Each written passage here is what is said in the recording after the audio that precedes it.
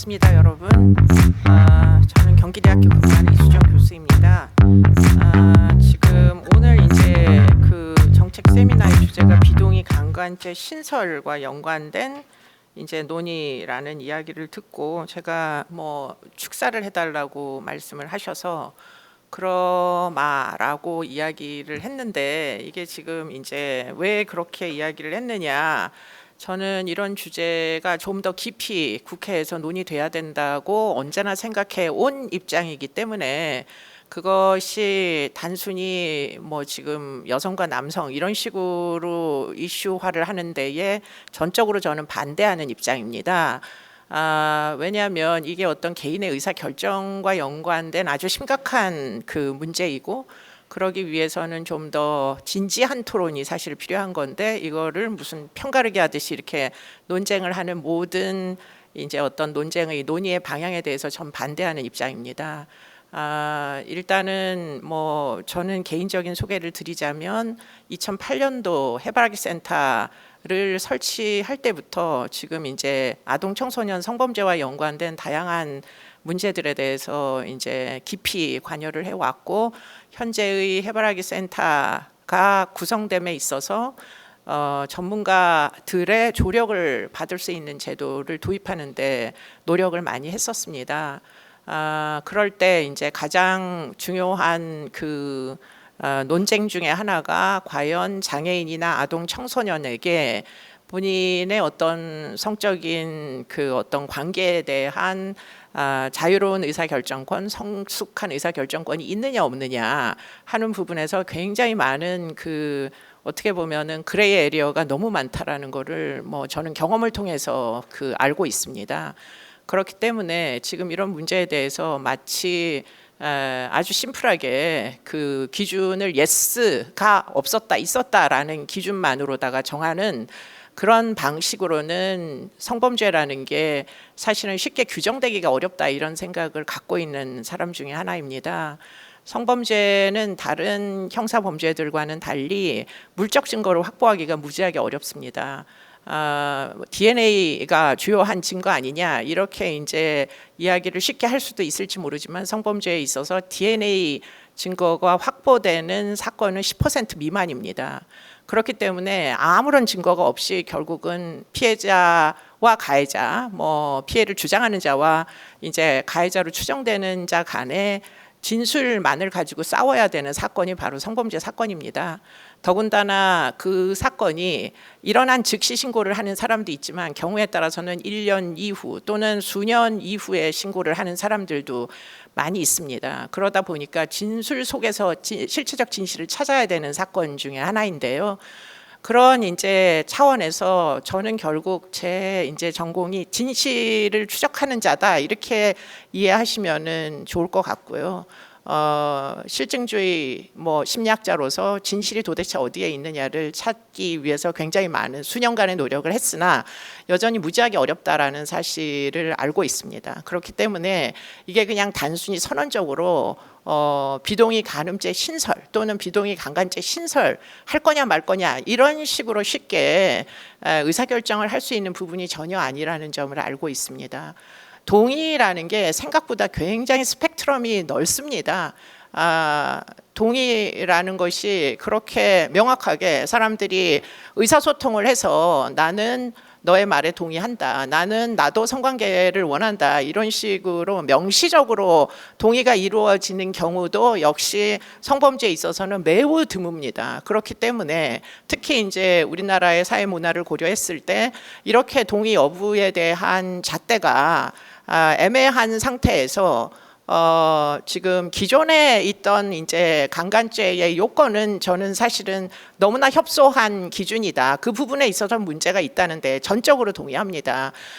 폭행과 협박 사실 없는 경우가 훨씬 더 많기 때문에 분명하게 폭행과 협박이 없어도 강간에 해당하는 범죄는 무지하게 많다는 걸 알고 있습니다.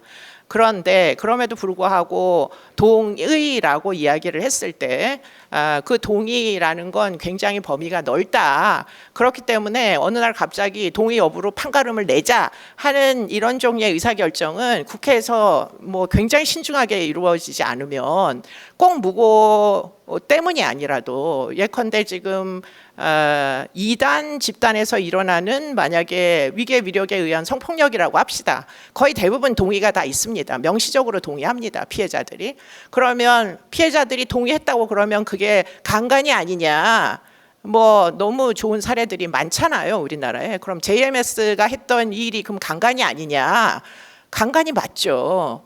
그렇기 때문에 지금 이게 그냥 단순히 뭐 무자르듯이 뭐 예스룰 이거 하나 가지고 다 커버할 수 있다? 생각보다 그렇게 사실 실제에서 사람들이 자신의 의사를 분명하게 표현할 수 있는 상황 자체가 그렇게 용인이 잘 안 되는 경우들이 허다하다는 거죠. 뭐 위계 위력 뭐 아시다시피 지자체의 장애에 의한 성폭력 사건에서도 사실 분명한 지금 동의가 없었음에도 일어난 일인데 동의를 했다고 계속 주장을 하게 되면 또 그것이 입증하기가 무지하게 어렵고요. 그래서 단계가 저는 필요하다고 생각하는 입장입니다. 그래서 일단은 동의를 기준으로 판단하는 것 또 한 가지 방안이긴 하나 거절이 분명하게 있는 사건과 거절이 분명하게 없는 사건을 일단 먼저 한번 도입을 해보고 폭력 협박이 폭행 협박이 꼭 아니더라도 거절을 기준으로 하는 명시적인 거절을 했던 적이 있느냐 없느냐를 한번 도입을 해보고 그리고 나서 동의로 넘어가는 어떤 좀 단계적으로 우리 문화권 내에서 적합한 기준이 뭔지를 찾아 나가는 그런 노력을 해야 되지 않느냐 이게 제 개인적인 의견이기는 합니다. 독일이 아마 우리와 같은 그런 이제 그 전례를 밟았던 것으로 알고 있고요. 그렇기 때문에 이제 이런 부분을 찾아 나가는 과정 중에 오늘의 세미나는 굉장히 의미 있는 세미나다. 어느 날 갑자기 숫자로 밀어붙여서 지금 동의 여부를 기준으로 삼게 되는 순간에 정말 굉장히 많은 복잡한 일들이 발생할 겁니다. 꼭 뭐 남성들이 억울하다, 여성들이 억울하다 이런 그 성별에 따른 억울함을 얘기하는 게 아니고요. 강간을 입증하는 데 있어서 또 무지하게 어려움이 발생할 겁니다. 지금 최근에 이제 검찰의 수사권이 현저히 축소될 예상을 하게 되잖아요. 그러면은 이제 저는 뭐 재판 중에 진술 분석을 하면서 이런 사건에 굉장히 개입을 많이 했었는데 그런데 문제는 성범죄 사건은 아까도 말씀을 드렸지만 진술뿐이 없는 사건들이 태반입니다. 그런데 그 진술이 경찰에서 1차 신문에서 했던 진술이 2차에서 바뀌고 3차에서 바뀌고 검찰로 넘어가서 또 진술이 번복이 되고 그런 과정 자체가 결국은 재판정에서 다투어져야 되는 대목들이 있어요. 처음에는 안 했다고 하다가 진술이 막 반복되다 보니 뭐 재진술을 함에 있어서 부분적인 시인을 하기 시작하는 그런 진술이 나오기도 하고요.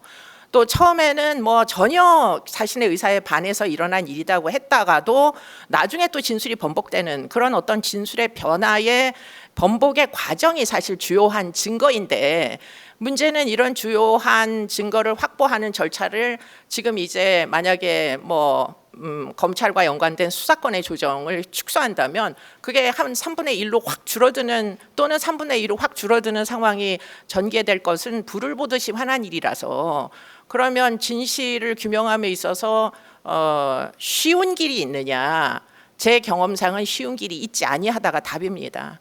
그렇기 때문에 어떻게 해서라도 양쪽의 진술을 많이 하게 해서 많은 것들을 놓고 진실을 캐어나가는 과정 아주 실증적이면서도 신중한 과정에 필요한 것이 바로 지금 이 성범죄와 연관된 어떤 진술만을 토대로 진실을 캐는 과정일 텐데 그것이 그러면 쉬운 길이 있느냐 대폭 축소하여 그럼 진실을 발견할 수 있느냐 제가 볼 때 그렇게 절차가 진행되면 아마 경제적으로 돈이 많은 쪽이 이기게 될 가능성이 훨씬 더 높죠. 취약한 사람들일수록 사실은 끝까지 버티지 못한 채 중도 포기하게 될 것입니다.